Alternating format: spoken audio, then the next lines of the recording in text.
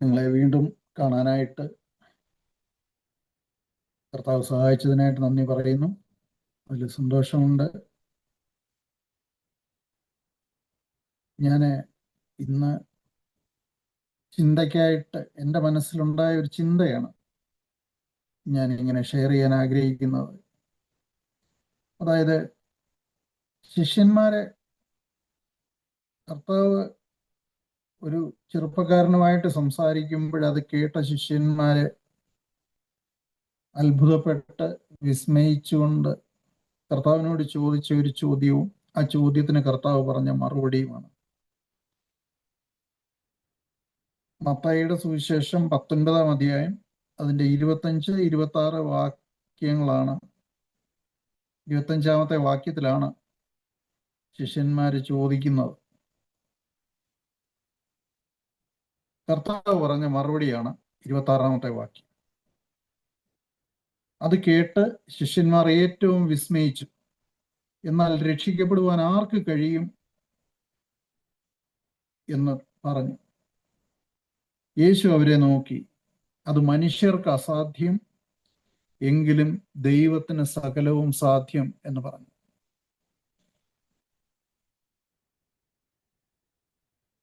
ഇവിടെ ശിഷ്യന്മാർ ശരിക്കും അവരെ ഞെട്ടിക്കുന്ന ഒരു കാര്യമാണ് കർത്താവ് പറഞ്ഞത്. നമുക്ക് ഇതിൻ്റെ പിന്നിലുള്ള ആ ഒരു സാഹചര്യം എന്താണെന്ന് അറിയാം. അവിടെ കർത്താവിൻ്റെ അടുത്ത് ഒരു ചെറുപ്പക്കാരൻ വരികയാണ്. അവൻ കർത്താവിനോട് ഒരു ചോദ്യം ചോദിക്കുന്നു. ആ ചോദ്യം, നിത്യജീവനിൽ കടക്കാൻ എന്ത് നന്മ ചെയ്യണം?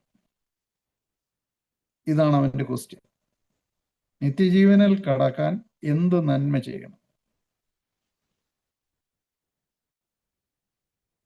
ആ യുവാവ് ചോദിക്കുന്ന ചോദ്യം എന്ന് പറയുന്ന യഥാർത്ഥത്തിൽ,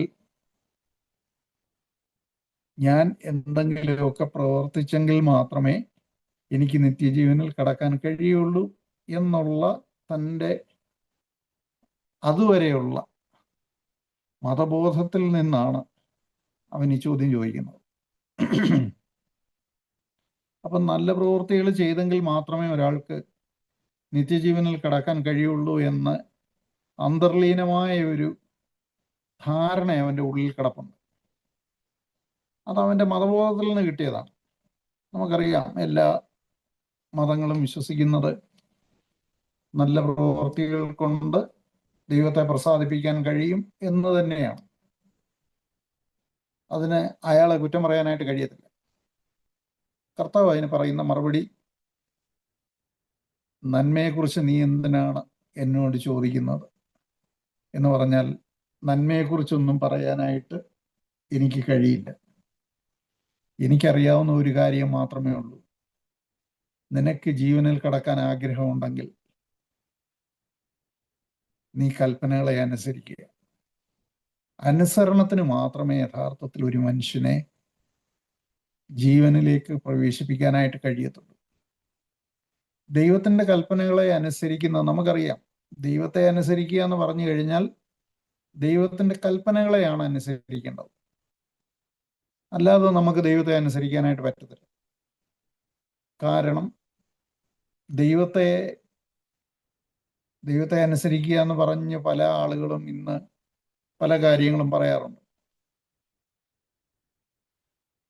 ഉദാഹരണമായിട്ട്, അവരുടെ മനസ്സിൽ തോന്നുന്ന കാര്യങ്ങൾ ദൈവം അവരോട് സംസാരിച്ചതാണ് എന്ന് പറഞ്ഞ് അതിനോടുള്ള ഒരു അനുസരണം, അത് വളരെ എളുപ്പമാണ് അങ്ങനെ ഒരു കാര്യം ചെയ്യുന്നത്. ഇപ്പൊ എന്നോട് കർത്താവ് സംസാരിച്ചു എന്ന് പറഞ്ഞിട്ട് എനിക്ക് എന്തെങ്കിലും കാര്യങ്ങളൊക്കെ ചെയ്തു വെക്കുന്നതിന് വളരെ എളുപ്പമാണ്. പക്ഷേ എഴുതപ്പെട്ടിരിക്കുന്ന ദൈവവചനത്തിൽ അല്ലെങ്കിൽ കൽപ്പനകളെ അനുസരിക്കുക എന്ന് പറയുന്നത് വളരെ പ്രയാസമുള്ള ഒരു കാര്യമാണ്. ഇപ്പോൾ ഉദാഹരണമായിട്ട് പറഞ്ഞാൽ, ഞാൻ കുറേ കാലമായിട്ട് ഒരു മനുഷ്യനോട് ക്ഷമിക്കാതെ നടക്കുകയാണ്. അങ്ങനെ ഇരിക്കുമ്പോഴാണ് ഞാൻ യേശു കർത്താവിൻ്റെ അടുത്തേക്ക് വരുന്നത്. യേശു കർത്താവിൽ വിശ്വസിക്കുന്നു. അപ്പോൾ കർത്താവിൽ വിശ്വസിച്ച് കഴിയുമ്പോൾ കർത്താവ് എന്നോട് ആവശ്യപ്പെടുന്ന ഒരു കാര്യമാണ്, നീ ആരോടെങ്കിലും ക്ഷമിക്കാനുണ്ടെങ്കിൽ അവനോട് ക്ഷമിക്കണം. അങ്ങനെ ഒരാളെ ഞാൻ ക്ഷമിക്കാൻ തുടങ്ങുമ്പോഴാണ് യഥാർത്ഥത്തിൽ മനസ്സിലാവുന്നത് അതിൻ്റെ പ്രശ്നങ്ങൾ എന്തൊക്കെയാണെന്നുള്ളത്. അപ്പോൾ നമ്മൾ ദൈവത്തെ അനുസരിക്കുക എന്ന് പറയുന്നത് യഥാർത്ഥത്തിൽ അതിനൊരു വിലയുള്ള നമ്മളൊരു വില കൊടുക്കേണ്ട ഒരു കാര്യമാണ്. അതിനൊരു വില കൊടുക്കേണ്ട കാര്യമാണ്. വില കൊടുത്ത് വാങ്ങിക്കുന്ന കാര്യങ്ങൾക്ക് മാത്രമേ യഥാർത്ഥത്തിൽ നമ്മുടെ ജീവിതത്തിൽ എന്തെങ്കിലും മൂല്യമുണ്ട്. അല്ലാത്ത ഒരു കാര്യത്തിനും നമ്മുടെ ജീവിതത്തിൽ മൂല്യമില്ല. ഈ യാക്കോബിന്റെ ലേഖനത്തിൽ നമ്മൾ കാണുന്ന ഒരു കാര്യമുണ്ട്. ന്യായപ്രമാണം ഒരുത്തനെ അനുസരിക്കുകയാണെന്നൊരിക്കും, അവൻ ഏതെങ്കിലും ഒന്നിൽ തെറ്റിയാൽ സകലത്തിനും കുറ്റക്കാരനായി തീരും. എന്ന് പറഞ്ഞാൽ അവന്റെ അതുവരെയുള്ള മുഴുവൻ നീതിയും അവിടെ വെച്ച് നഷ്ടപ്പെട്ടു പോകും. ഒരാൾ നീതിമാനായി തീരുന്ന ഒരു കാര്യമാണ് യഥാർത്ഥത്തിൽ ന്യായപ്രമാണം അനുസരിക്കുക എന്ന് പറയുന്നത്. അപ്പൊ ന്യായപ്രമാണത്തെ ഏതെങ്കിലും തരത്തിൽ അനുസരിച്ച് പോവുക എന്ന് പറയുന്ന ഒരു കാര്യം കൊണ്ട് ഒരിക്കലും ഒരാൾക്ക് ജീവനിൽ പ്രവേശിക്കാനായിട്ട് കഴിയത്തില്ല എന്നുള്ള ഒരു കാര്യമാണ് കർത്താവ് ഇവിടെ പറഞ്ഞത്. കാരണം കർത്താവ് അവനോട് പറയുന്നത്, നീ കൽപ്പനകൾ അനുസരിക്കുക. അവൻ പറഞ്ഞ് ഞാൻ എല്ലാം അനുസരിക്കുന്നുണ്ടെന്ന് പറഞ്ഞു.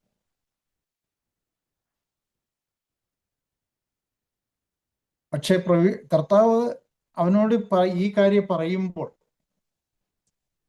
കർത്താവ് യഥാർത്ഥത്തിൽ ഉദ്ദേശിക്കുന്ന ഒരു കാര്യം എന്താണെന്ന് ചോദിച്ചാൽ, നീ ദൈവത്തിന്റെ നീതിയിലേക്ക് വരണമെന്ന് ഒരിക്കൽ നീ ന്യായപ്രമാണം മുഴുവനായിട്ട് അനുസരിക്കണം. പൗലോസ് അപ്പോസ്തലൻ പറയുന്ന ഒരു കാര്യം നമുക്കറിയാം. അതായത് മോഹിക്കരുതെന്ന് ന്യായപ്രമാണം പറഞ്ഞതുകൊണ്ട് മോഹം പാപമാണെന്ന് യഥാർത്ഥത്തിൽ ഞാൻ തിരിച്ചറിയുകയും എനിക്കത് നിവർത്തിക്കാൻ കഴിയില്ല എന്നുള്ളൊരു കാര്യം ഞാൻ കണ്ടെത്തുകയും ചെയ്തു. അപ്പോൾ ഈ ആന്തരികമായിട്ടുള്ള ചില കാര്യങ്ങളിലേക്ക് വരുമ്പോഴാണ് യഥാർത്ഥത്തിൽ നമ്മുടെ ബലഹീനത എന്താണെന്നുള്ളത് കണ്ടെത്തുന്നത്. ഇവിടെ നമ്മൾ യഥാർത്ഥത്തിൽ എന്തിനു വേണ്ടിയാണ് കൽപ്പനകളെ അനുസരിക്കുന്നത്? ജീവനിൽ കടക്കാൻ വേണ്ടിയാണ്. അതായത് ദൈവവുമായിട്ടുള്ള ബന്ധത്തിലേക്ക് വരാൻ വേണ്ടിയാണ്.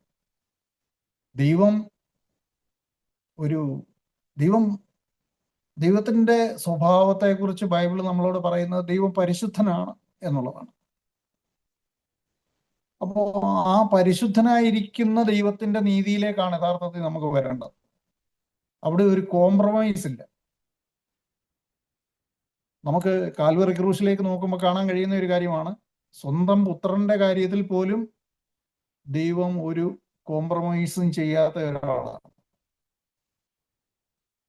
അപ്പോൾ ആ ദൈവത്തിന്റെ നീതിയിലേക്കാണ് യഥാർത്ഥത്തിൽ നമ്മൾ വരുന്നത്. ആ നീതി കൽപ്പനകളെ നമ്മൾ ഈ 1 യോഹന്നാൻ 2-ാം അധ്യായത്തിൽ പറയുന്ന ഒരു വാക്യമുണ്ട്. ആ വാക്യം നമ്മളൊന്ന് ശ്രദ്ധിച്ചാൽ, അവന്റെ കൽപ്പനകളെ പ്രമാണിക്കുന്നുവെങ്കിൽ നാം അവനെ അറിഞ്ഞിരിക്കുന്നു. അവന്റെ കൽപ്പനകളെ പ്രമാണിക്കുന്നുവെങ്കിൽ നാം അറിഞ്ഞിരിക്കുന്നു എന്ന് പറഞ്ഞാൽ, നമുക്ക് ദൈവത്തെ സ്നേഹിക്കാനായിട്ട് യഥാർത്ഥത്തിൽ കഴിയണമെങ്കിൽ അത് വൈകാരികമായ ഒരു സ്നേഹത്തെക്കുറിച്ചല്ല ബൈബിള് നമ്മളോട് പറയുന്നത്. മറിച്ച് അതിന് വില കൊടുത്തുകൊണ്ട് അവന്റെ കൽപ്പനകളെ പ്രമാണിച്ചുകൊണ്ട് തന്നെയായിരിക്കണം നമ്മൾ അവനെ സ്നേഹിക്കുന്നത്.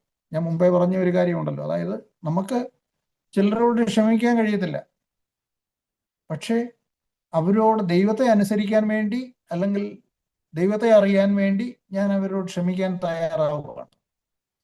തയ്യാറാവുമ്പോൾ അതിന് ഞാൻ കൊടുക്കേണ്ട വിലകളൊക്കെ കൊടുക്കേണ്ടി വരികയാണ്. അങ്ങനെ നമ്മൾ ദൈവത്തെ അറിയാനായിട്ട് അല്ലെങ്കിൽ ദൈവത്തെ സ്നേഹിക്കാൻ തുടങ്ങി കഴിയുമ്പോൾ നമുക്ക് പലപ്പോഴും നമ്മുടെ ചില സൗഹൃദ വലയങ്ങൾ വിട്ടുകളയുക. എനിക്ക് അറിയാവുന്ന ചില ബന്ധങ്ങളുണ്ട്, ചില ആളുകളുണ്ട്. അവര് പ്രണയബന്ധം പോലും വിട്ടുകളഞ്ഞ് ഉപേക്ഷിക്കാൻ തയ്യാറായ ചിലരെ എനിക്കറിയാം. അങ്ങനെ ഒക്കെ ഭയങ്കര വില കൊടുത്ത് കർത്താവിലേക്ക് വന്നിട്ടുള്ള ചില ആളുകൾ. നമുക്ക് തീർച്ചയായിട്ടും പറയാൻ പറ്റും അവർ യഥാർത്ഥത്തിൽ കർത്താവിനെ സ്നേഹിക്കുന്നവരാണ്. കർത്താവിനെ സ്നേഹിച്ചത് കൊണ്ട് അവരെ വളരെ കടുത്ത വില കൊടുക്കേണ്ടി വന്നു അവർ. നമ്മൾ ഈ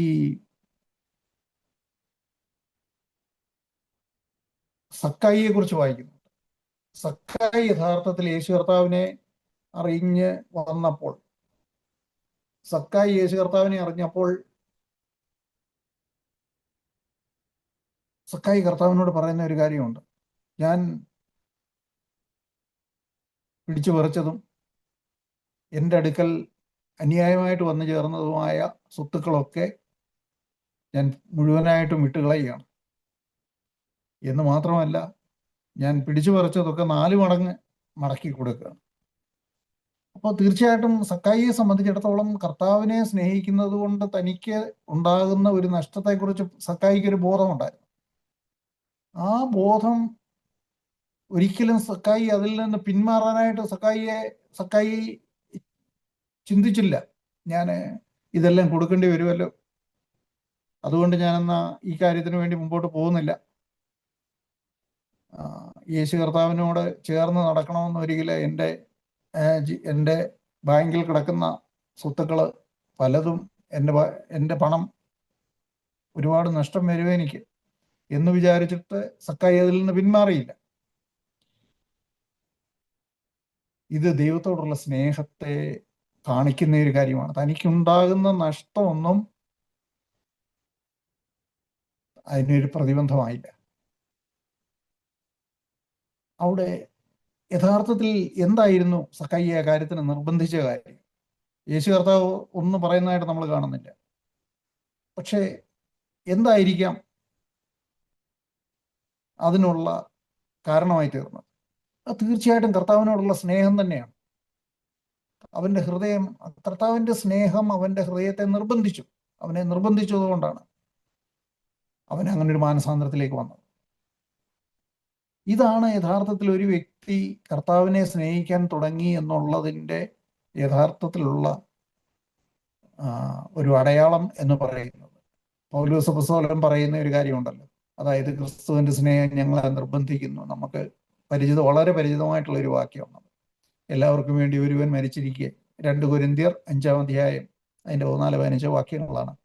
ക്രിസ്തുവിൻ്റെ സ്നേഹം ഞങ്ങളെ നിർബന്ധിക്കുന്നു, എല്ലാവർക്കും വേണ്ടി ഒരുവൻ മരിച്ചിരിക്കെ എല്ലാവരും മരിച്ചുവെന്നും ഇനി ജീവിക്കുന്നവർ തങ്ങൾക്കായിട്ടല്ല, തങ്ങൾക്ക് വേണ്ടി മരിച്ചുയർത്തവനായിട്ട് ജീവിക്കേണ്ടതിന് അവൻ എല്ലാവർക്കും വേണ്ടി മരിച്ചു എന്ന് ഞങ്ങൾ നിർണയിച്ചിരിക്കുന്നു. ഈ നമ്മുടെ സ്വന്തം താല്പര്യങ്ങൾ റെസ്ട്രിക്റ്റ് ചെയ്യപ്പെടാനും മരിക്കാനും തുടങ്ങുന്ന ഒരു കാര്യത്തിലേക്ക് നമ്മൾ നടക്കാൻ തുടങ്ങുമ്പോൾ, അങ്ങനെ ഒരു ലൈഫിനെ നമ്മൾ പ്രിയപ്പെടാൻ തുടങ്ങുന്നതിലൂടെയാണ് യഥാർത്ഥത്തിൽ നമുക്ക് ദൈവത്തോട് ഹൃദയം കൊണ്ടൊരു അടുപ്പം ഉണ്ടാകുന്നത്.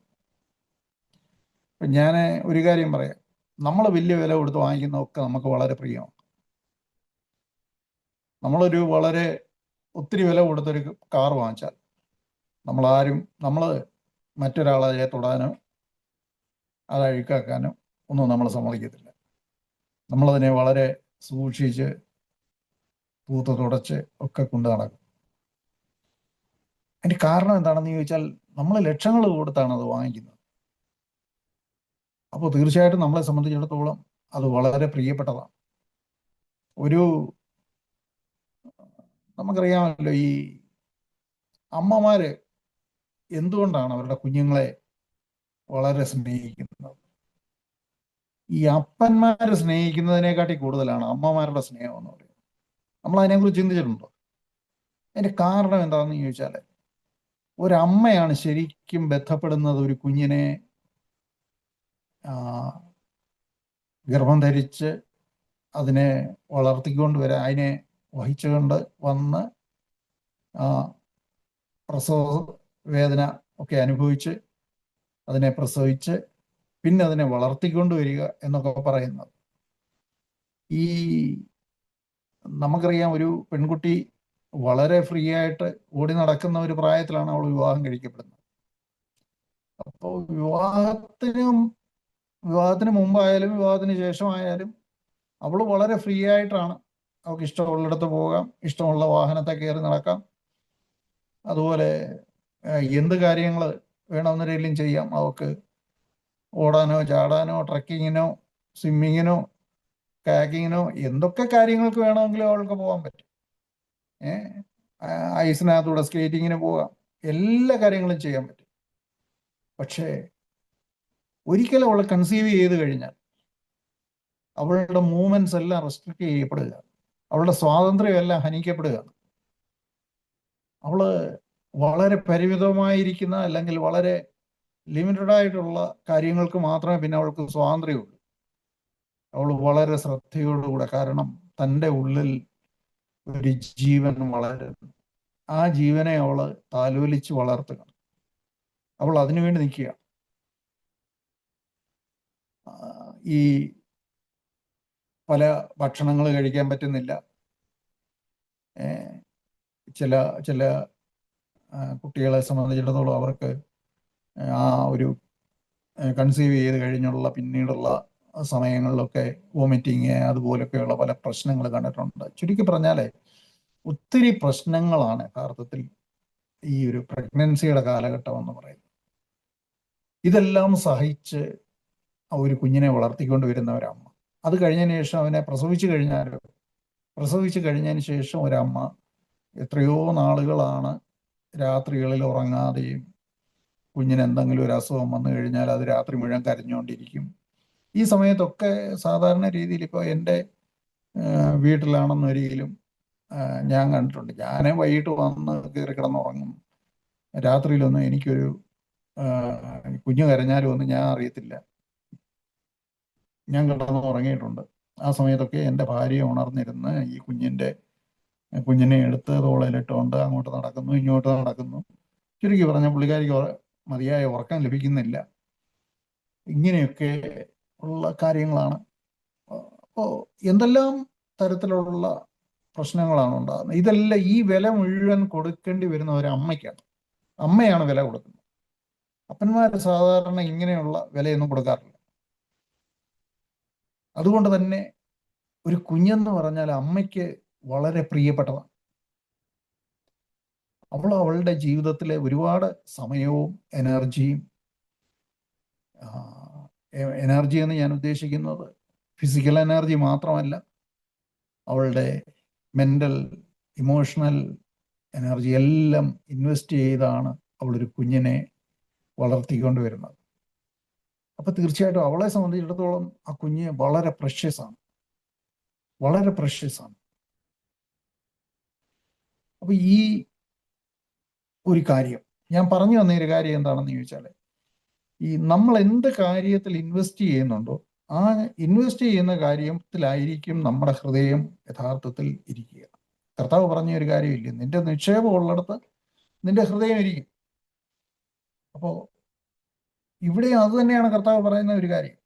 നമ്മൾ മുമ്പേ വായിച്ച കാര്യമല്ല, അതിന് മുമ്പായിട്ട് 23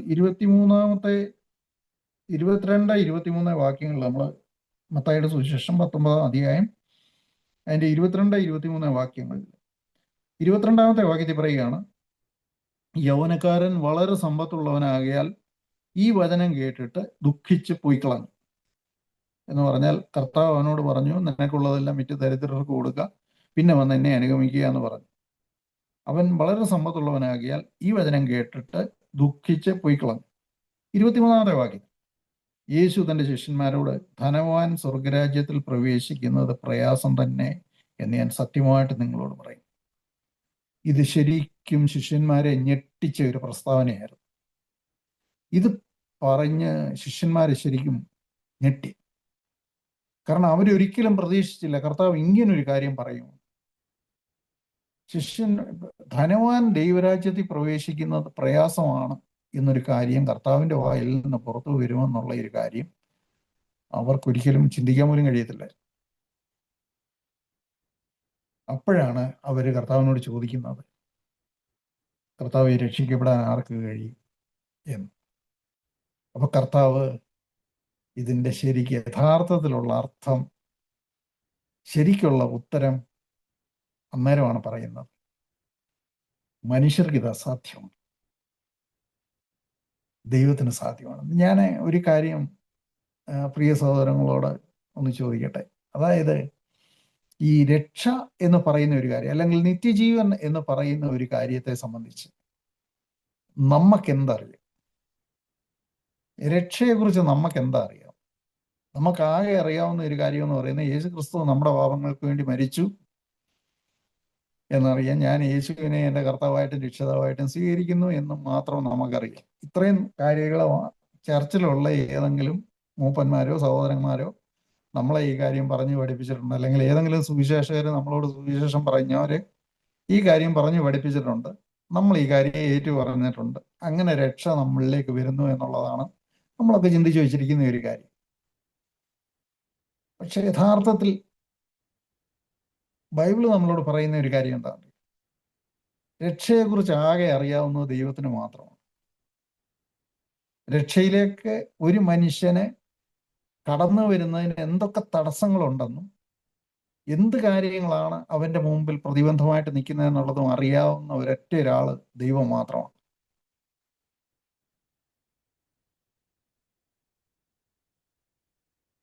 രക്ഷയിലേക്ക് എങ്ങനെയാണ് വരേണ്ടതെന്നുള്ളതിനെ സംബന്ധിച്ചും നമ്മളോട് പറഞ്ഞു തരുന്ന ദൈവത്തിന് മാത്രമേ നമുക്ക് പറഞ്ഞു തരാൻ കഴിയത്തുള്ളൂ, അല്ലെങ്കിൽ ദൈവത്തിന് മാത്രമേ നമ്മളെ അതിലേക്ക് നടത്താനായിട്ട് കഴിയത്തുള്ളൂ. ഈ ഒരു സത്യമാണ് യേശു കർത്താവ് ഈ പറയുന്നത്. യേശു കർത്താവ് പറയുന്നത്, അതുകൊണ്ട് നീ രക്ഷിക്കപ്പെടണമെന്ന് ആഗ്രഹിക്കുന്നുണ്ടെങ്കിൽ ദൈവത്തിന്റെ കൈ പിടിക്കുക. ഒരപ്പൻ തൻ്റെ കുഞ്ഞിനെ കൈ പിടിച്ച് സ്കൂളിലോട്ട് നടത്തിക്കൊണ്ട് പോകുന്നത് പോലെ അവൻ നിന്നെ നടത്തിക്കൊണ്ട് പോയിക്കോളും. നീ ധനവാനായിക്കോട്ടെ, ദരിദ്രനായിക്കോട്ടെ, നീ വലിയ പണ്ഡിതനായിക്കോട്ടെ, പാമരനായിക്കോട്ടെ, ഇതൊന്നും ദൈവത്തെ സംബന്ധിച്ച് പ്രശ്നമല്ല. ദൈവം നിന്റെ കൈപിടിച്ച് നിന്നെ നടത്തിക്കൊണ്ട് പോകും. ആ പോകുന്ന വഴിയിലാണ് യഥാർത്ഥത്തിൽ ആ കാര്യങ്ങളൊക്കെ ദൈവത്തോടുകൂടെ ചേർന്ന് നടക്കുമ്പോൾ ഈ കാര്യങ്ങൾക്കെല്ലാം ഉത്തരവുണ്ടാവും. നമ്മുടെ ഈ സകല പ്രശ്നങ്ങൾക്കും ഉത്തരവുണ്ടാവും. അപ്പോൾ യഥാർത്ഥത്തിൽ ഒരു മനുഷ്യൻ രക്ഷ പ്രാപിക്കാനായിട്ട് എന്താണ് ചെയ്യേണ്ടത്? രക്ഷ പ്രാപിക്കാനായിട്ട് ഒരു വ്യക്തി ചെയ്യേണ്ട കാര്യം എന്ന് പറയുന്നത് ദൈവത്തെ അന്വേഷിക്കുക എന്ന് പറയുന്ന ഒരൊറ്റ കാര്യമാണ്. ദൈവത്തെ പൂർണ്ണമായിട്ടും ആശ്രയിക്കുക എന്ന് പറയുന്ന ഒരു കാര്യമാണ്. ഈ ധനവാൻ ദൈവരാജ്യത്തിൽ പ്രവേശിക്കുകയില്ല. നമ്മൾ കേട്ടിട്ടുള്ള ഒരു കാര്യമുണ്ട്. ഈ നമ്മുടെ ഈ മീറ്റിങ്ങിന്റെ തുടക്കത്തില് പ്രാർത്ഥിച്ച കൂട്ടത്തില് റോജി സിസ്റ്റർ പ്രാർത്ഥിച്ച ഒരു കാര്യമുണ്ട്. കർത്താവെ, ആത്മാവിൽ ദരിദ്രരായിട്ട് ഞങ്ങളുടെ ആത്മാവിന്റെ ദാരിദ്ര്യത്തോടുകൂടെ അങ്ങയുടെ വചനം കേൾക്കുവാനും അത് സ്വീകരിക്കാനും ഞങ്ങളെ സഹായിക്കണേ. അപ്പോൾ ശരിക്കും യഥാർത്ഥത്തിൽ നമുക്ക് ആവശ്യമുള്ള ഒരു കാര്യം അത് മാത്രമാണ്. കർത്താവ് ഗിരിപ്രഭാഷണം തുടങ്ങുമ്പോൾ കർത്താവ് പറഞ്ഞ ഒരു കാര്യമാണ്, ആത്മാവിൽ ദരിദ്രരായവർ ഭാഗ്യവാൻ, ദൈവരാജ്യം അവർക്കുള്ളത്. അപ്പോ ഇവിടെ കർത്താവ് പറഞ്ഞ കാര്യം എന്താണ്? ഇപ്പൊ നമ്മൾ ലൂക്കോസിന്റെ സുവിശേഷത്തിൽ ചെന്നിട്ട് ഈ ആത്മാവിൽ ദരിദ്രരായവർ തപ്പാവുന്ന ഒരിയില് അവിടെ അങ്ങനെ ഒരു കാര്യം എഴുതിയിട്ടില്ല. ദരിദ്രർ ഭാഗ്യവാന്മാർ, സ്വർഗരാജ്യം അവർക്കുള്ളത് എന്നാണ് അവിടെ കർത്താവ് പറയുന്നത്. അപ്പൊ അത് ഈ മത്തായി ഇങ്ങനൊരു കാര്യം എഴുതത്തില്ലായിരുന്നു എന്നൊരിക്കൽ നമ്മൾ വിചാരിക്കുമായിരിക്കും ദരിദ്രർക്ക് മാത്രമേ യഥാർത്ഥത്തിൽ യേശു കർത്താവിനെ ഫോളോ ചെയ്യാൻ പറ്റുള്ളൂ. അങ്ങനെ നമ്മൾ വിചാരിക്കും. പക്ഷേ മത്തായി അത് കൃത്യമായിട്ട് തെളിച്ചെഴുതിയിരിക്കുന്നത് കൊണ്ട് നമുക്ക് ആ ഒരു കാര്യം മനസ്സിലായി. അത് ദരിദ്രരെ കുറിച്ചല്ല പറയുന്നത്, മറിച്ച് ഒരു മനുഷ്യന്റെ ഉള്ളിലെ അവസ്ഥയെക്കുറിച്ചാണ് പറയുന്നത്. ഇവിടെയും അത് തന്നെയാണ് കർത്താവ് പറയുന്നത്. ഇവിടെയും കർത്താവ് പറയുന്നത് ഒരു മനുഷ്യന്റെ ബാങ്ക് ബാലൻസിനെ കുറിച്ചോ അവന്റെ അല്ലാത്ത സമ്പത്തുകൾ, അറിവ്, ആരോഗ്യം, ഇങ്ങനെയൊക്കെയുള്ള സമ്പത്തുകളെ കുറിച്ചോ ഒന്നും അല്ല കർത്താവ് പറയുന്നത്. കർത്താവ് പറയുന്നത് ആത്മാവിൽ സമ്പന്നരായവരെ കുറിച്ചാണ് പറയുന്നത്. ആത്മാവിൽ സമ്പന്നരായവര് ദൈവരാജ്യത്തിൽ പ്രവേശിക്കത്തില്ല, അവർക്ക് പ്രവേശിക്കാൻ വളരെ ബുദ്ധിമുട്ടാണ് എന്നാണ് കർത്താവ് പറഞ്ഞത്. ഞാനൊരു ഉദാഹരണം പറയാനായിട്ട് ആഗ്രഹിക്കുക. നമുക്കറിയാമല്ലോ, തർസൂസിലെ ശൗൽ എന്ന് പറയുന്ന ഒരു മനുഷ്യനെ കുറിച്ച് നമുക്കറിയാം. ഈ ശൗൽ ആരായിരുന്നു? ശൗല് വളരെ സമ്പന്നനായ ഒരു മനുഷ്യനായിരുന്നു. ശൗലിന്റെ പിതാവ് ഒരു വലിയ വ്യവസായിയായിരുന്നു എന്നൊക്കെ നമ്മൾ കേട്ടിട്ടുണ്ട്. അപ്പോ ആ വളരെ സമ്പന്നനായിരിക്കുന്ന വ്യവസായിയുടെ മകനായിട്ട് പിറന്ന ശൗല്, അദ്ദേഹം ബെന്യാമിൻ ഗോത്രത്തിൽ പിറന്ന ഒരാളായിരുന്നു എന്ന് മാത്രമല്ല, അദ്ദേഹം ഒരു പരീശനായിരുന്നു. പരീശന്മാരെന്ന് പറയുന്നത് വളരെ ഉയർന്ന ശ്രേണിയിലുള്ള ഒരു സെക്റ്റാണ് യഹൂദന്മാരുടെ ഇടയിൽ. വളരെ നമ്മൾ പലപ്പോഴും ഈ പരീശന്മാരെ കുറിച്ച് നെഗറ്റീവായിട്ടാണ് നമ്മൾ ചിന്തിക്കുന്നത്. അങ്ങനെ നെഗറ്റീവായിട്ട് ചിന്തിക്കേണ്ട ഒരു കൂട്ടം ആൾക്കാരല്ല യഥാർത്ഥത്തിൽ പരീശന്മാർ. പരീശന്മാരെ ന്യായപ്രമാണത്തെക്കുറിച്ച് കൃത്യമായിട്ട് അറിയാനും അനുസരിക്കാനും ഒക്കെ വളരെയധികം ശ്രദ്ധ ചെലുത്തിയിരുന്ന ആളുകളാണ് ഈ പരീശന്മാർ. അതുകൊണ്ട് തന്നെ പരീശന്മാർക്ക് യഹൂദ മതത്തിൽ വലിയ ഒരു സ്ഥാനമുണ്ടായിരുന്നു.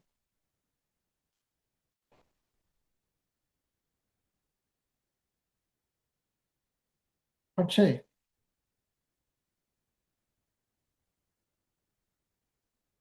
അങ്ങനെയുള്ള ഒരു പരീശ കൂട്ടത്തിലെ അല്ലെങ്കിൽ പരീശന്മാരുടെ സെക്റ്റിനകത്തെ ഒരു പരീശനായിരുന്നു യഥാർത്ഥത്തിൽ പൗലോസ്.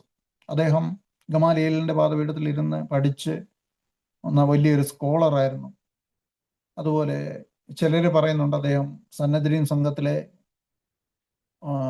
ഒരു സന്നദ്ധരീൻ സംഘത്തിൽ ഒരു സ്ഥാനമുള്ള ഒരാളായിരുന്നു എന്നൊക്കെ അങ്ങനെയും പറയുന്ന ആളുകളുണ്ട്. അതിനെക്കുറിച്ച് എനിക്ക് അത്ര കൃത്യമായിട്ടുള്ള അറിവില്ല. എങ്കിലും ഒരു പക്ഷേ അദ്ദേഹം മഹാപുരോഹിതന്മാരുടെ കൽപ്പനയോടുകൂടിയാണല്ലോ ക്രിസ്ത്യാനികളെ ഉപദ്രവിക്കാനായിട്ട് വന്നതുമൊക്കെ. അങ്ങനെ ആ കൽപ്പനകൾ ഒക്കെ അദ്ദേഹത്തെ പരമേൽപ്പിക്കണമെന്ന് വരികിൽ അദ്ദേഹത്തിന് തീർച്ചയായിട്ടും ഈ സന്നദ്ധരീനിൽ ഒരു സ്ഥാനം ഉണ്ടായിരുന്നിരിക്കാൻ സാധ്യതയുണ്ട്. അപ്പോൾ ഞാൻ പറഞ്ഞു വന്ന ഒരു കാര്യം എന്താണെന്ന് ചോദിച്ചാൽ, ഒടുവിൽ യേശു കർത്താവിൻ്റെ മുമ്പിൽ വന്ന് അദ്ദേഹത്തിൻ്റെ നമ്മൾ ഫിലിപ്പി ലേഖനം 3-ാം അധ്യായത്തിനകത്ത് വായിക്കുന്ന ഒരു കാര്യമുണ്ട്. അദ്ദേഹം അതായത് ന്യായപ്രമാണത്തിലെ നീതി സംബന്ധിച്ച് അനിന്യനാണ് എന്ന് പറഞ്ഞാൽ, ന്യായപ്രമാണത്തിന്റെ അനുസരണത്തിന്റെ കാര്യത്തിലേക്ക് വരുമ്പോൾ ആർക്കും അദ്ദേഹത്തിൽ ഒരു കുറ്റവും കണ്ടെത്താനായിട്ട് കഴിയാത്ത വണ്ണം അദ്ദേഹം ഒരു ക്ലിയർ ആയിട്ടുള്ള ഒരു വ്യക്തിയാണ്. പക്ഷെ അദ്ദേഹം യേശു കർത്താവിന്റെ മുമ്പിൽ വന്നപ്പോൾ അദ്ദേഹം തന്നെ പറയുന്നത്, നട്ടുച്ചയ്ക്ക് ഞാൻ സൂര്യനെ വെല്ലുന്ന ഒരു പ്രകാശം കണ്ടു എന്നാണ്. അത് കണ്ടപ്പോൾ ഞാൻ കണ്ണു കാണാതായിപ്പോയി. നോക്ക്, ന്യായപ്രമാണത്തിലെ നീതി സംബന്ധിച്ച് അനിന്യനായിരിക്കുന്ന ഒരു വ്യക്തി യേശു കർത്താവിന്റെ മുമ്പിൽ വന്നപ്പോൾ നട്ടുച്ചയ്ക്ക് സൂര്യപ്രകാശത്തിൽ ഒരു മെഴുകുതിരി കത്തിച്ചു വെച്ചതുപോലെയുള്ള അവസ്ഥയിലായിപ്പോയി. സൂര്യപ്രകാശത്തിൽ നട്ടുച്ചയ്ക്ക് ഒരു മെഴുകുതിരി കത്തിച്ച് നമ്മൾ വെളിയിൽ ഇങ്ങനെ വെച്ചാൽ അത് ആർക്കെങ്കിലും കാണാൻ കഴിയുമോ? കാണത്തില്ല. കാരണം അതിൻ്റെ പ്രകാശത്തിന് യാതൊരു പ്രസക്തി ഇല്ലാതായി പോകും. അത്രയും പ്രകാശം കുറഞ്ഞ നിഷ്പ്രഭമായ ഒരു സംഗതിയാണ് യഥാർത്ഥത്തിൽ. അതിന് ഒരു പ്രസക്തി ഇല്ലാത്ത ഒരു അവസ്ഥയിലേക്ക് എത്തി. യേശു കർത്താവിൻ്റെ ആ മഹത്വത്തെ കണ്ടപ്പോൾ, നീതിയെ കണ്ടപ്പോൾ, പൗലോസ് അപ്പോസ്തലന് ഒരു കാര്യം മനസ്സിലായി. ആ നീതിയെ അറിയണം എന്നുള്ള ഒരു ചിന്ത അദ്ദേഹത്തിനുണ്ടായി. അതുകൊണ്ട് അദ്ദേഹം തനിക്കുള്ളതൊക്കെ ഉപേക്ഷിക്കാനായിട്ട് തീരുമാനമെടുക്കുകയാണ്. തനിക്ക് യഹൂദ മതത്തിലുള്ള അല്ലെ യഹൂദന്മാരുടെ ഇടയിലുള്ള തൻ്റെ എല്ലാ മേൽവിലാസവും, തൻ്റെ ഗോത്രത്തിലുള്ള ഇതും, തൻ്റെ ന്യായപ്രമാണത്തിലുള്ള ന്യായപ്രമാണത്തിന്റെ നീതിയിലുള്ള തൻ്റെ ലെവലും അതെല്ലാം അദ്ദേഹം ഉപേക്ഷിക്കാൻ തീരുമാനമെടുത്തു. ആ തീരുമാനം എടുത്തതിന് ശേഷവും ഇതെല്ലാം ഉപേക്ഷിച്ചു. നമുക്കറിയാം, അദ്ദേഹം സുവിശേഷം സ്വീകരിച്ചതിന് ശേഷം പിന്നീട് ഒരിക്കലും അദ്ദേഹം തൻ്റെ വീട്ടിലേക്ക് മടങ്ങിപ്പോയിട്ടില്ല. അദ്ദേഹം വളരെ വളരെ ദാരിദ്ര്യത്തിലൊക്കെ പല സമയത്തും ജീവിക്കേണ്ടി വന്നിട്ടുണ്ട്. സാമ്പത്തിക ബുദ്ധിമുട്ടുള്ളവനായിട്ട് ജീവിക്കേണ്ടി വന്നിട്ടുണ്ട്. ആ സമയത്തൊന്നും അദ്ദേഹം തൻ്റെ വീട്ടിലേക്ക് പോവുകയോ വീട്ടിൽ നിന്ന് എന്തെങ്കിലും സഹായം ചോദിക്കുകയോ ചോദിക്കാൻ ചെന്നാൽ കിട്ടുമോ എന്നൊന്നും എനിക്കറിയത്തില്ല. ഞാനങ്ങ് പറയുകയാണ്. അദ്ദേഹം അങ്ങനെ ഒരു കാര്യത്തിന് വേണ്ടി ഒരിക്കലും മുതിർന്നിട്ടില്ല. അദ്ദേഹം അതിലൂടെ യേശു കർത്താവിൻ്റെ ക്രൂശിനെ അനുഭവിച്ചറിയാനും അവിടുത്തെ മരണത്തെയും പുനരുത്ഥാനത്തെയും അനുഭവിച്ചറിയാനും വേണ്ടിയുള്ള ഒരു തത്രപ്പാടിലായിരുന്നു അദ്ദേഹം. അങ്ങനെ ഒരു തീരുമാനത്തിലായിരുന്നു അദ്ദേഹം. അപ്പോൾ അദ്ദേഹത്തെ സംബന്ധിച്ചിടത്തോളം നമുക്കറിയാം, ഈ കൊരിന്തിലൊക്കെ ആയിരിക്കുന്ന സമയത്ത് അദ്ദേഹം തന്നെ എഴുതിയിരിക്കുന്ന ഒരു കാര്യമുണ്ട്. അതായത്, നിങ്ങളുടെ ഇടയിൽ ഞാൻ വളരെ നടുക്കത്തോടും ഭയത്തോടും ബലഹീനതയോടും കൂടെ ഇരുന്നു എന്ന് അദ്ദേഹം കൊരിന്ത്യരോട് പറയുന്നുണ്ട്. എന്തായിരിക്കാം അതിൻ്റെ കാരണം? കൊരിന്ത്യർ വളരെ ഭീകരന്മാരും വല്ലതും ആയതുകൊണ്ടാണോ അദ്ദേഹം നടുക്കത്തോടും ഭയത്തോടും കൂടെ ഇരുന്നത്? ഒരിക്കലുമല്ല.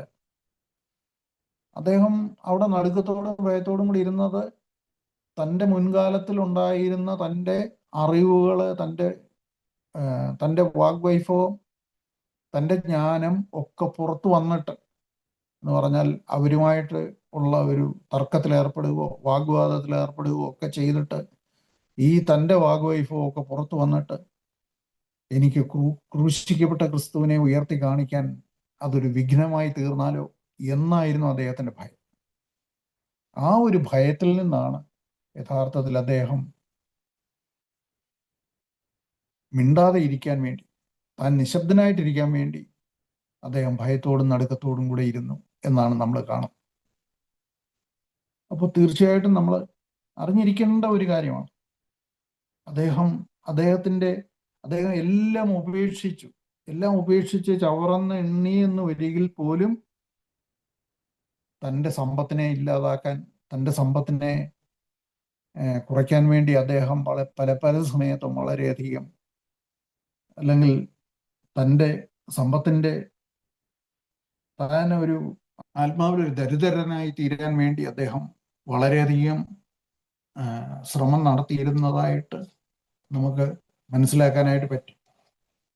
തീർച്ചയായിട്ടും അദ്ദേഹത്തിൽ ഉറങ്ങിക്കിടന്ന അദ്ദേഹത്തിൻ്റെ കഴിഞ്ഞ കാലങ്ങളൊക്കെ തന്നെ പിന്നെയും അദ്ദേഹത്തെ, താനിതെല്ലാം ഉപേക്ഷിച്ച് പോരുന്നതിന് ശേഷവും അദ്ദേഹത്തെ വേട്ടയാടിക്കൊണ്ടേയിരുന്നു. അപ്പോൾ അദ്ദേഹം ഒരു കാര്യം മനസ്സിലാക്കി. അതുകൊണ്ടാണ് അദ്ദേഹം ഈ ഫിലിപ്പി ലേഖനം എഴുതുമ്പോഴേ, ഫിലിപ്പി ലേഖനത്തിൽ അദ്ദേഹം നമ്മൾ കാണുന്ന ചില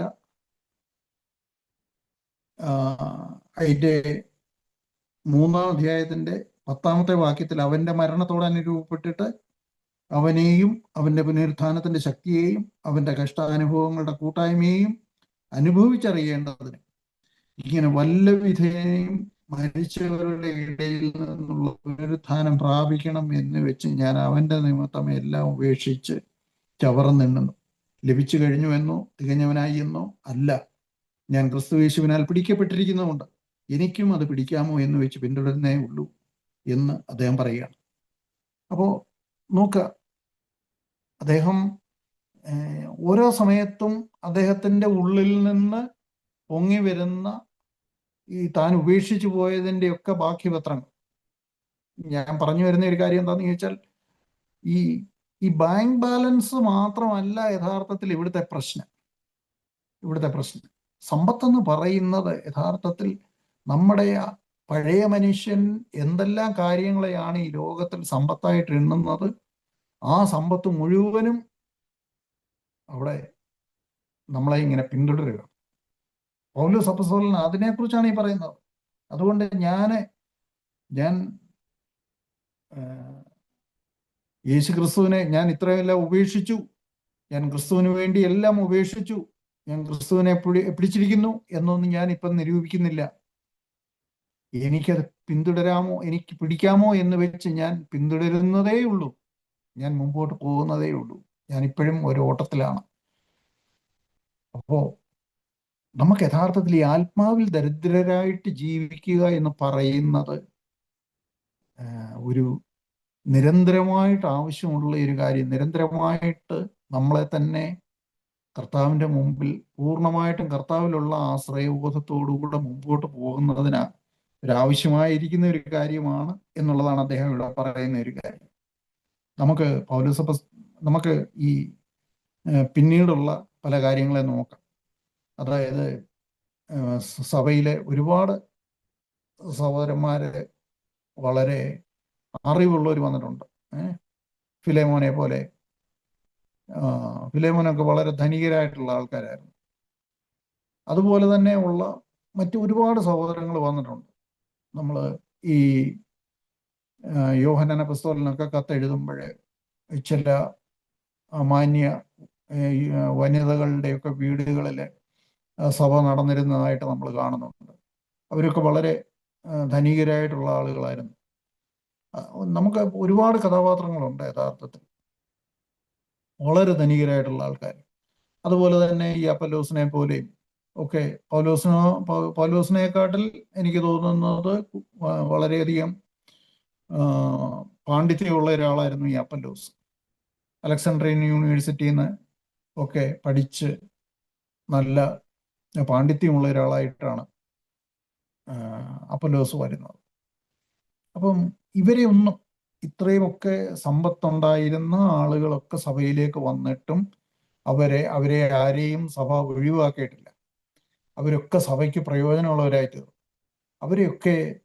അവരുടെയൊക്കെ കുറവുകൾ, ക്രിസ്തുവിൻ്റെ സ്നേഹം അവരെയൊക്കെ യഥാർത്ഥത്തിൽ ആത്മാവിൽ ദരിദ്രരാക്കി മാറ്റി. സ്വന്തം കുറവുകളെ ഓർത്ത് ദുഃഖിക്കുന്നവരും തകർന്ന മനസ്സുള്ളവരുമാക്കി മാറ്റി. അപ്പോൾ നോക്ക, ഈ സഭയ്ക്കുള്ളിൽ കേൾക്കുന്നതായ ആ ഒരു സുവിശേഷവും ആ ഒരു വചനവും യഥാർത്ഥത്തിൽ അവരെയൊക്കെ കഴുകി ശുദ്ധീകരിച്ച് അവരുടെ ജീവിതത്തിൽ എന്തൊക്കെ കാര്യങ്ങളുണ്ടോ ആ കാര്യങ്ങളെയൊക്കെ സുബോധത്തോടുകൂടെ കാണാനും ഒക്കെ അവരെ പ്രാപ്തരാക്കി തീർത്തു. നമുക്ക് സമ്പത്തുണ്ടെന്ന് വരികിൽ ആ സമ്പത്ത് ഒരിക്കലും കർത്താവിനെ ഫോളോ ചെയ്യുന്നതിന് നമുക്കൊരു തടസ്സമായി തീരുന്നില്ല. തടസ്സമായി തീരുന്ന കാര്യം യഥാർത്ഥത്തിൽ എന്താണ്? അത് എൻ്റെ ഉള്ളിൽ എനിക്ക് അതിനോടുള്ള മനോഭാവമാണ് എന്നുള്ള ഒരു ബോധ്യത്തിലേക്ക് യഥാർത്ഥത്തിൽ എന്നെ കൊണ്ടുവന്ന് കഴിയുമ്പോൾ ബാലൻസ്ഡ് ആയിട്ട് എല്ലാ കാര്യങ്ങളെയും കാണാനും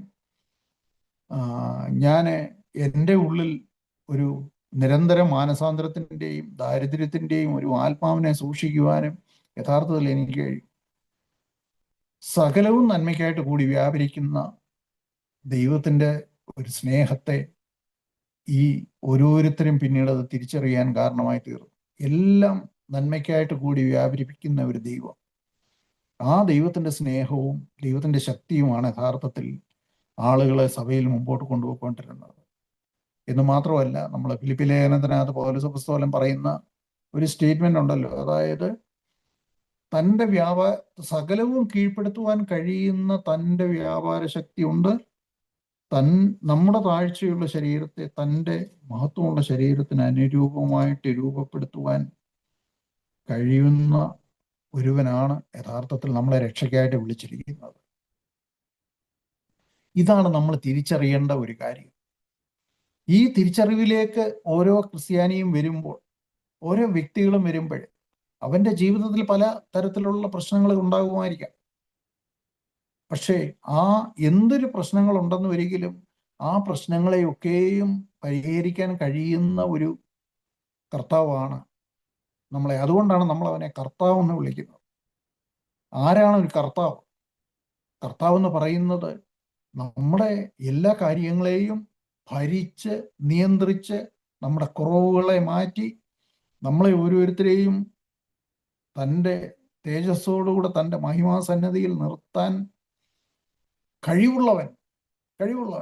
അങ്ങനെയാണ് യൂദാ അപ്പോസ്തലൻ അതിനെക്കുറിച്ച് പറയുന്നത്. നമ്മളെ തേജസ്സോടുകൂടെ നിർത്താൻ കഴിവുള്ളവൻ. ആ കഴിവുള്ളവനെയാണ് യഥാർത്ഥത്തിൽ നമ്മൾ പിൻപറ്റുന്നത്. അപ്പോൾ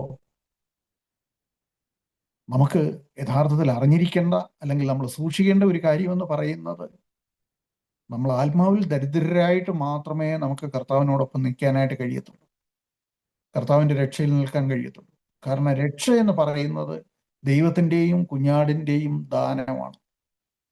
അത് എല്ലാ സമയത്തും നമ്മൾ കൃത്യമായിട്ട് ഓർക്കേണ്ട ഒരു കാര്യമാണ്. ഒരിക്കലും നമുക്ക് നമ്മുടെ രക്ഷയെ പ്രവർത്തിച്ചെടുക്കാനായിട്ട് കഴിയത്തില്ല. ഫിലിപ്പ് ലേഖനത്തിൽ അങ്ങനെ ഒരു കാര്യം പറയുന്നുണ്ട്, ഭയത്തോടും വിറയലോടും കൂടെ നിങ്ങളുടെ രക്ഷയ്ക്കായിട്ട് പ്രവർത്തിപ്പീൻ എന്ന് പറയുന്നുണ്ട്.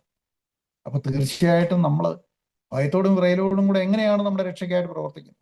ദൈവമാണ് ഇച്ഛിക്കുക എന്നതും പ്രവർത്തിക്കുക എന്നതും തിരുവുള്ളമുണ്ടായിട്ട് നമ്മളിൽ പ്രവർത്തിക്കുന്നത്. അപ്പൊ ദൈവം നമ്മളിൽ യഥാർത്ഥത്തിൽ എന്തോ സൃഷ്ടിക്കുന്നുണ്ടോ, ആ സൃഷ്ടിക്കുന്ന കാര്യത്തെ അല്ലെങ്കിൽ ദൈവം നമ്മളിൽ ഉണ്ടാക്കുന്ന ഇച്ഛയെ കണ്ടുകൊണ്ട് ആ ഇച്ഛയെ ഫോളോ ചെയ്ത് പോകാനായിട്ടുള്ള ഒരു ദാരിദ്ര്യമാണ് യഥാർത്ഥത്തിൽ നമുക്കുണ്ടാവേണ്ടത്, നമ്മുടെ ആത്മാവിൽ നമുക്കുണ്ടാവേണ്ടത്. അതിന് മാത്രമേ നമ്മളെ യഥാർത്ഥമായിരിക്കുന്ന രക്ഷയിലേക്ക് നയിക്കാനായിട്ട് കഴിയത്തുള്ളൂ. ഇവിടെയാണ് അവൻ ദുഃഖിച്ചു പോയത്. ആ ചെറുപ്പക്കാരൻ എന്തുകൊണ്ടാണ് ദുഃഖിച്ചു പോയത്? അവിടെ കർത്താവിന്റെ മുമ്പിൽ നിന്ന് നീ എല്ലാം വിറ്റ് ദരിദ്രർക്ക് കൊടുക്കണം എന്ന് പറഞ്ഞപ്പോൾ അവൻ ദുഃഖിച്ചു പോകാനുള്ള കാരണം എന്താണ്? അതിന്റെ കാരണം എന്ന് പറയുന്നത്, അവൻ ചിന്തിച്ചു, ഞാൻ പ്രവർത്തിച്ചെങ്കിൽ മാത്രമേ, ഞാൻ എല്ലാം വിറ്റ് ദരിദ്രർക്ക് കൊടുത്തെങ്കിൽ മാത്രമേ യഥാർത്ഥത്തിൽ എനിക്ക് രക്ഷയുള്ളൂ. അല്ലെന്നൊരിക്കല് ഞാൻ എല്ലാം വിറ്റ് ദരിദ്രർക്ക് കൊടുത്തു കഴിഞ്ഞാൽ എൻ്റെ കാര്യങ്ങളെല്ലാം അവതാളത്തിലാകും എന്ന് അവൻ ചിന്തിച്ചു. അവൻ എപ്പോഴും തന്നെക്കുറിച്ച്, തൻ്റെ ആ വീക്ഷണകോണിൽ നിന്നുകൊണ്ടാണ് രക്ഷയെക്കുറിച്ച് ചിന്തിക്കുക, അല്ലെങ്കിൽ നിത്യജീവനെ കുറിച്ച് ചിന്തിച്ചത്. ഈ ഒരു അപകടം നമുക്ക് ഓരോരുത്തർക്കും ഉണ്ടാകാനുള്ള ഒരു സാധ്യത വളരെ കൂടുതലാണ്. പ്രത്യേകിച്ച് നമ്മൾ ഈ CFCയിൽ വന്ന് വചനം കേട്ട് കഴിയുമ്പോൾ നമ്മുടെ ഹൃദയത്തിൽ ഇങ്ങനെയുള്ള ചില ചിന്തകൾ ഉണ്ടാവാം. കാരണം നമ്മൾ ഈ കൂടുതൽ പെർഫെക്ഷനെ കുറിച്ചും ഹോളിനെസ്സിനെ കുറിച്ചും ഒക്കെ പറയുമ്പോൾ നമ്മുടെ മനസ്സിലുണ്ടാകുന്ന ഒരു ഒരു ഒരു സംശയമാണ്, ഞാൻ ചിന്തിച്ച് പ്രവർത്തിച്ച്, ഞാൻ യഥാർത്ഥത്തിൽ ജീവിതത്തിൽ പ്രവർത്തിച്ച് ചെയ്യേണ്ട ഒരു കാര്യമാണ് ഇത് എന്നുള്ളത്.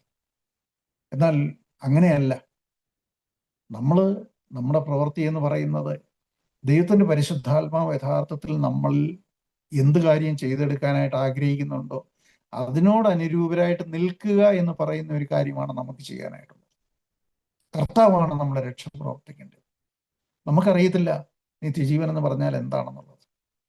നമ്മളോട് പറഞ്ഞിട്ടുണ്ട്, യേശു കർത്താവിനെ ഏകസത്യ ദൈവമായി നിന്നെ അയച്ച യേശു ക്രിസ്തുവിനെ അറിയുന്നതാണ് നിത്യജീവൻ.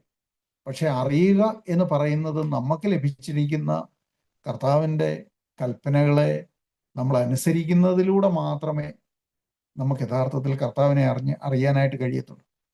നമ്മൾ ദൈവത്തെ സ്നേഹിക്കുക, നമ്മുടെ കൂടുള്ള സഹോദരന്മാരെ സ്നേഹിക്കുക, സഭയെ സ്നേഹിക്കുക.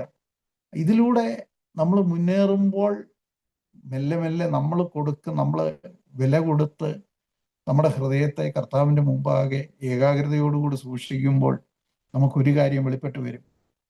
അത് കർത്താവിൻ്റെ സ്നേഹിക്കുന്ന കർത്താവിൻ്റെ ആ രൂപമാണ് യഥാർത്ഥത്തിൽ നമ്മുടെ മുമ്പിൽ തെളിഞ്ഞു വരിക. അതിലൂടെ നമുക്ക് കർത്താവിനെ കണ്ടെത്താനും കർത്താവിനെ അറിയാനും കഴിയും. ഇവിടെ മാത്രമേ യഥാർത്ഥത്തിൽ നമ്മുടെ രക്ഷ പൂർണ്ണമായി തീരത്തുള്ളൂ. അതുകൊണ്ട് തന്നെ കർത്താവിലുള്ള പൂർണ്ണമായിട്ടുള്ള ആശ്രയത്തോടു കൂടി നമുക്ക് മുന്നേറാം, നമുക്ക് ജീവിക്കാം. ഈ ഒരു കാര്യം, കർത്താവിനോടുള്ള ആശ്രയത്തിൽ നിന്ന് നമ്മളെ അകറ്റുന്ന കാര്യങ്ങളാണ് യഥാർത്ഥത്തിൽ നമ്മുടെ പല തരത്തിലുള്ള അറിവുകളും നമ്മുടെ പലതരത്തിലുള്ള നമ്മുടെ സമ്പത്തും ഇങ്ങനെയുള്ള കാര്യങ്ങളൊക്കെ. ഒരിക്കലും നമ്മുടെ ബാങ്ക് ബാലൻസ് ഒരിക്കലും നമ്മുടെ വിദ്യാഭ്യാസമല്ല. ഈ കാര്യങ്ങളൊന്നും അല്ല യഥാർത്ഥത്തിൽ നമുക്ക് തടസ്സമായിട്ട് നിൽക്കുന്ന കാര്യങ്ങളൊക്കെ. മറിച്ച് അത് നമ്മുടെ ഹൃദയത്തെ എങ്ങനെ സ്വാധീനിക്കുന്നു എന്നുള്ളതിനെ ആശ്രയിച്ചിട്ടാണ് ഈ കാര്യങ്ങളൊക്കെ ഇരിക്കുന്നത്. പലപ്പോഴും ഒരു തീരുമാനം എടുക്കേണ്ടി വരുമ്പോൾ പലപ്പോഴും നമ്മൾ നടത്തുന്ന ഇൻവെസ്റ്റ്മെന്റുകൾ നമുക്കൊരു തടസ്സമായിട്ട് തീരുമോ എന്നുള്ളതിനെ കുറിച്ച് നമ്മൾ ചിന്തിക്കേണ്ട ഒരു കാര്യമുണ്ട്. ഞാൻ എവിടെയാണ് ഇൻവെസ്റ്റ് ചെയ്യുന്നത്? നമ്മളെ സ്വാധീനിക്കുന്ന കാര്യങ്ങളെ തിരിച്ചറിയാൻ അതിനെതിരെ നമുക്കൊരു തീരുമാനമെടുക്കാൻ നേരം യഥാർത്ഥത്തിൽ നമ്മുടെ പല ഇൻവെസ്റ്റ്മെന്റുകളും നമ്മളെ തടസ്സപ്പെടുത്തുന്നുണ്ടോ? അതിനെക്കുറിച്ചാണ് നമ്മൾ യഥാർത്ഥത്തിൽ നമ്മുടെ ഉള്ളിലേക്ക് തന്നെ നോക്കേണ്ടത്. ഈ കാര്യത്തിലൊക്കെ നമുക്ക് കർത്താവിനെ മാത്രമേ ഡിപ്പെൻഡ് ചെയ്യാനായിട്ട് പറ്റത്തുള്ളൂ. ഇപ്പോൾ ആ ചെറുപ്പക്കാരൻ ദുഃഖിച്ചു പോകുന്നതിന് പകരം, കർത്താവ് എനിക്ക് ഇതൊന്നും വിട്ടിട്ട് നിന്നെ അനുഗമിക്കാനായിട്ട് പറ്റും. നിന്നെ അനുഗമിക്കാൻ എനിക്ക് ആഗ്രഹമുണ്ട്, പക്ഷെ എനിക്ക് ഈ വസ്തുവകൾ വിൽക്കാനായിട്ട് പറ്റത്തില്ല. കാരണം എനിക്കൊരു കുടുംബമുണ്ട്, എനിക്ക് പ്രായമായ മാതാപിതാക്കളുണ്ട്. ഇങ്ങനെയൊക്കെയുള്ള കാര്യങ്ങളൊക്കെ കർത്താവിനോടൊന്ന് പറഞ്ഞിരുന്നെന്ന് വരികിൽ തീർച്ചയായിട്ടും നമുക്ക് മനസ്സിലാക്കാൻ പറ്റുമായിരുന്നു കർത്താവ് എന്തായിരിക്കും അതിന് മറുപടി പറയാൻ പോകുന്നതെന്നുള്ളത്. അപ്പോൾ തീർച്ചയായിട്ടും നമ്മുടെ കാര്യങ്ങളൊക്കെ കർത്താവിൻ്റെ അടുത്ത് അവതരിപ്പിക്കാവുന്ന രീതിയിൽ എല്ലാ കാര്യങ്ങൾക്കും ഉത്തരമുള്ള ഒരു കർത്താവിൻ്റെ മുമ്പിലാണ് നമ്മൾ ജീവിക്കുന്നത് എന്നുള്ള ഒരു തിരിച്ചറിവ് യഥാർത്ഥത്തിൽ നമുക്കുണ്ടാകും. അതാണ് നമ്മുടെ രക്ഷയ്ക്ക് ഏറ്റവും ആവശ്യമായിട്ടുള്ള ഒരു കാര്യം. ആ കർത്താവിനെ നമുക്ക് അറിയണം. ആ കർത്താവിനെ നമുക്ക് ആശ്രയിക്കണം. നന്ദി നിറഞ്ഞ ഹൃദയത്തോടുകൂടെ ആ കർത്താവിനെ നമുക്ക് സ്തുതി കരയേറ്റാം. ആമേൻ. ഞങ്ങളുടെ സ്വർഗ്ഗസ്ഥ പിതാവേ, കർത്താവേ, ഞങ്ങളുടെ കുറവുകളെ യഥാർത്ഥത്തിൽ ഞങ്ങൾക്ക് അറിയാമെന്നാണ് ഞങ്ങൾ പലപ്പോഴും വിചാരിക്കുന്നത്. പക്ഷെ എന്നാൽ ഞങ്ങൾ അറിയുന്നതിനേക്കാട്ടിൽ കുറച്ചും കൂടെ കർത്താവെ പരിശുദ്ധാത്മാവിൻ്റെ ഒരു അറിവിൽ ഞങ്ങളെ തന്നെ അറിയാനായിട്ട് അവിടുന്ന് ഞങ്ങളെ സഹായിക്കണേ കർത്താവെ. എങ്കിൽ മാത്രമേ കർത്താവെ അവിടുത്തെ മുമ്പാകെ താഴാനും അവിടുത്തെ അങ്ങയിൽ നിന്ന് കർത്താവെ വചനം സ്വീകരിക്കാനും ഞങ്ങൾക്ക് കഴിയത്തുള്ളൂ. കർത്താവെ, ഞങ്ങൾ ഈ കേൾക്കുന്ന കാര്യങ്ങളല്ല, മറിച്ച് ആത്മാവ് ഞങ്ങളോട് സംസാരിക്കുന്നത് എന്താണെന്നുള്ളത് തിരിച്ചറിയാൻ തക്കവണ്ണം ഞങ്ങളെ വ്യത്യാസപ്പെടുത്തണമേ കർത്താവെ. അവിടുന്ന് ഞങ്ങളുടെ രക്ഷയെ വളരെയധികം വിലമതിക്കുന്ന കർത്താവാണെന്ന് ഞങ്ങൾക്കറിയാം. അതുകൊണ്ട് തന്നെ കർത്താവെ, അവിടുന്ന് നിരന്തരം സംസാരിച്ചു കൊണ്ടിരിക്കുന്നു. ഞങ്ങൾ അങ്ങേക്ക് നന്ദി കരയേറ്റുന്നു കർത്താവെ. അവിടുന്ന് ഞങ്ങളെ സ്നേഹിക്കുന്നത് കൊണ്ട് സ്തോത്രം. കർത്താവെ, ദോഹയിലെ സഭയെ കർത്താവ് സ്നേഹിക്കുന്നത് കൊണ്ട് സ്തോത്രം. കർത്താവെ, അവരെ ഒന്നിച്ച് പണിയണമേ കർത്താവെ. അവിടുന്ന് ഈ സഹോദരങ്ങൾക്ക് ആവശ്യമായിരിക്കുന്ന വചനം ഓരോ സമയത്തും ഓരോ മീറ്റിങ്ങുകളിലും അധികമായിട്ട് നൽകി കൊടുക്കുമാറാണമേ. അവർ കർത്താവിനെ സ്നേഹിക്കാനും കർത്താവിൽ തന്നെ നിലനിൽക്കാനും ഈ അവസാന നാളുകളിൽ കർത്താവ് വരുമ്പോൾ അവിടുത്തെ വരവിൽ കർത്താവെ അങ്ങയോട് ചേരുവാനും തക്കവണ്ണം കർത്താവെ ഓരോരുത്തരെയും ഒരുക്കുമാറാണമേ. കുടുംബമായിട്ട് അനുഗ്രഹിക്കണമേ ഓരോരുത്തരെയും. ഒറ്റയ്ക്കായിട്ടുള്ള സഹോദരങ്ങളെ കർത്താവെ അവരെയൊക്കെ അനുഗ്രഹിക്കുമാറാണമേ. ഞങ്ങളുടെ ചെറുപ്പക്കാരെ പ്രത്യേകിച്ചും കർത്താവെ അനുഗ്രഹിക്കണമേ. അവർ ലോകത്തിൻ്റെ നടുവിലാണ്. പലതരത്തിലുള്ള ഡിസ്ട്രാക്ഷൻസ് അവരുടെ ജീവിതത്തിലുണ്ടാകാം. പലതരത്തിൽ അവരുടെ ചിന്തകളും അവരുടെ ഭാവിയെ സംബന്ധിച്ചുള്ള ആകുലതകളും ഒക്കെ അവരെ ഭരിക്കുന്നുണ്ട്. അതിൽ നിന്നൊക്കെ കർത്താവെ അവർക്ക് മോചനം നൽകുകയും കർത്താവ് അവരോടൊപ്പം ഉണ്ടെന്നുള്ള ഉറപ്പും ധൈര്യവും ഉള്ളവരായിട്ട് അവർ നിൽക്കുവാൻ തക്കവണ്ണം കർത്താവെ ഓരോരുത്തരെയും സഹായിക്കണമേ. ദൈവഭയത്തിൻ്റെ ആത്മാവിൽ അവരെ നിറയ്ക്കണമേ. പ്രാർത്ഥന കേട്ടതിനായിട്ട് സ്തോത്രം, യേശുവിൻ നാമത്തിൽ തന്നെ. ആമേൻ.